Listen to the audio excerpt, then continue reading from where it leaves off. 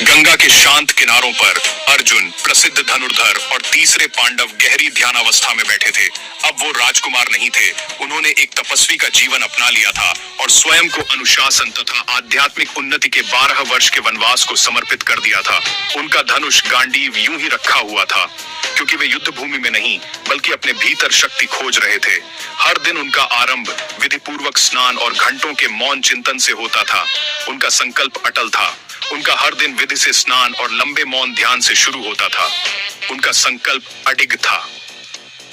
उन्होंने अपनी राजसी पहचान त्याग दी थी और युद्ध भूमि से दूर सत्य की खोज में निकल पड़े थे।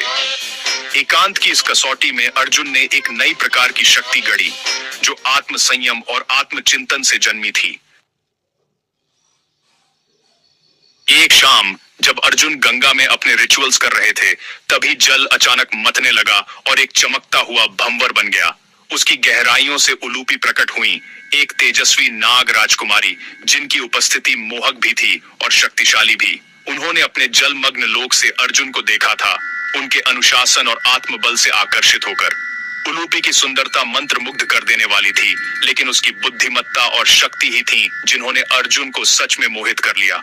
कई महीनों में पहली बार उसकी आंतरिक शांति की परीक्षा हुई। यह दिव्य सत्ता कौन थी और वह क्या चाहती थी? उसका ब्रह्मचर्य व्रत उसकी ढाल था, लेकिन उलूपी का आगमन ऐसी चुनौती था जिसका उसने पहले कभी सामना नहीं किया था। नदी का किनारा नश्वर और दिव्य के इस असाधारण मिलन का साक्षी बना। उलूपी ने सीधे सीधे कहा, हे अर्जुन, मैं उलूपी हूँ, नागों की राजकुमारी। मेरा दिल तुम पर मोहित हो गया है। मेरे साथ मेरे राज्य में आओ। अर्जुन ने उत्तर दिया, आपका प्रस्ताव मुझे सम्मानित करता है, लेकिन मैं अपने वनवास के दौरान ब्रह्मचर्य के एक व्रत से बंधा हुआ हूं। मैं इसे तोड़ नहीं सकता। उलूपी ने प्रत्युत्तर दिया, तुम्हारा व्रत तुम्हारे लोक के लिए है, मेरे लिए नहीं। सच्चा धर्म कठोर नहीं होता, वह करुणामय और प्रज्ञावान होता है। क्या सच्चे प्रेम को अस्वीकार करना अधर्म नहीं होगा? अर्जुन दुविधा में थे।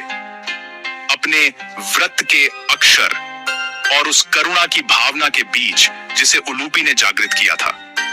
उसकी प्रार्थना केवल उसकी इंद्रियों के लिए नहीं थी, बल्कि उसके हृदय और बुद्धि के लिए भी थी।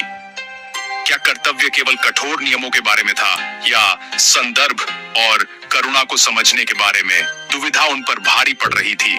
उलूपी के तर्क ने संदेह उत्पन्न किया और सही गलत की उसकी समझ को चुनौती दी। अर्जुन को शक्ति का नहीं बल्कि अपने अंतःकरण की परीक्षा का सामना करना पड़ा। उलूपी ने उसका अंतर्द्वंद्व भांपकर आग्रह किया, मेरे साथ चलो।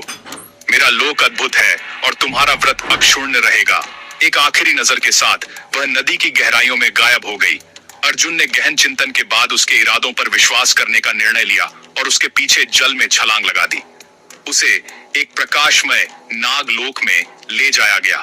स्फटिक महलों और अलौकिक सौंदर्य का एक नगर। नाग अपने लोक में गरिमा के साथ विचरण कर रहे थे और अर्जुन का एक माननीय अतिथि के रूप में स्वागत कर रहे थे। कौरव्य, जो उलूपी के पिता थे, ने उनका आदर पूर्वक स्वागत किया। तुम्हारा अनुशासन यहाँ तक भी प्रसिद्ध है। तुम सुरक्षित हो और तुम्हारा धर्म सुरक्षित रहेगा। आतिथ्य सच्चा था, जिससे अर्जुन की चिंताएं कम हुई। इस जादुई लोक में उसने विस्मय और स्वीकृति दोनों का अनुभव किया। नई समझ की रोशनी में कर्तव्य और कामना के बीच की सीमाएं धुंधली पड़ गईं। अर्जुन की यात्रा उसे एक ऐसी जगह ले गई थी जहां दिल और धर्म एक साथ रह सकते थे। नागलोक में अर्जुन और उलूपी एक पवित्र और नियति निर्धारित बंधन में बंध गए। उनके पुत्र इरावण के बारे में भविष्यवाणी की गई थी कि वह आने वाले महान युद्ध में एक महत्वपूर्ण भूमिका निभाएगा। उलूपी, जो बुद्धिमान और स्नेहमयी थी, ने अर्जुन के साथ प्राचीन रहस्य साझा किए, जिससे उनका बंधन और गहरा हुआ। प्रातः होते ही उलूपी ने 2 वरदान दिए, तुम जल में अजेय रहोगे और हमारा मिलन तुम्हारे व्रत को नहीं तोड़ेगा। तुम्हारा ब्रह्मचर्य अक्षुण्ण रहेगा।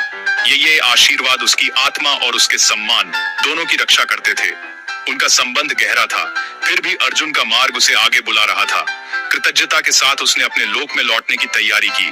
प्रेम और प्रज्ञा के उपहार उसे आगे बढ़ने की प्रेरणा देंगे। अर्जुन सुबह गंगा से निकले। अर्जुन उलूपी के साथ अपनी भेंट से रूपांतरित हो गए। उसने अनुभव किया कि धर्म कठोर नियम नहीं, बल्कि प्रज्ञा और करुणा की आवश्यकता वाला एक जीवंत सिद्धांत है। उसने सीखा कि प्रेम उसे उसके मार्ग से भटकाने के बजाय उसे और सशक्त कर सकता है। जैसे ही उसने प्रार्थना की, आर्षि कश्यप प्रकट हुए और पुष्टि करते हुए बोले, तुम्हारी यात्रा धर्मसम्मा उलूपी कुलीन है और तुम्हारा मिलन आशीर्वादित था।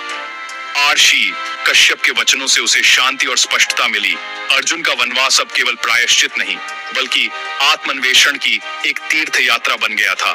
नवीन उद्देश्य के साथ अर्जुन ने अपना धनुष उठाया और नदी के किनारे आगे बढ़ता रहा। उलूपी की स्मृति और गहराइयों से मिले पाठ उसकी असाधारण यात्रा के अगले अध्याय को आकार देंगे। यदि आपको यह सच्ची कथा पसंद आई हो तो कृपया लाइक, कमेंट और शेयर करें और मेरे चैनल को सब्सक्राइब जरूर